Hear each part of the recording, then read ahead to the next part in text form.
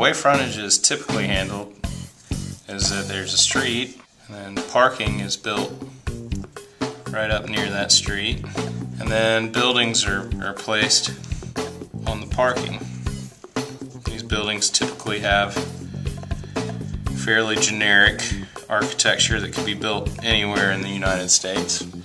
We've created a scenario that's neither pleasant for people in their car looking out or pedestrians traveling along the street. So that buffer ordinances are required.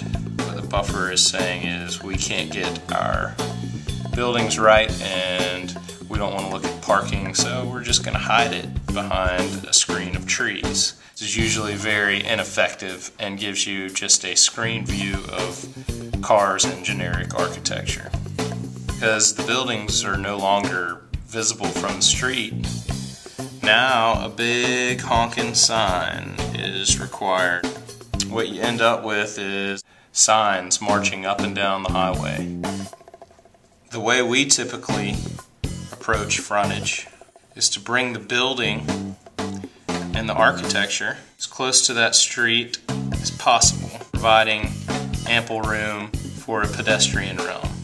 Then the parking is tucked behind the building and screened from view by the cars that are passing by and by the pedestrians who are moving along the main street, in lieu of buffers, providing well-spaced street trees. The street trees both shade the pedestrian realm and create a sense of enclosure for the street.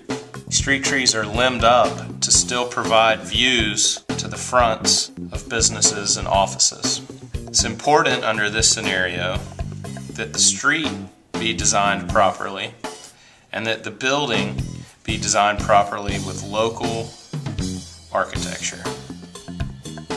With primary building facades in view of the public realm, the large signs that are so typical in suburbia are no longer needed.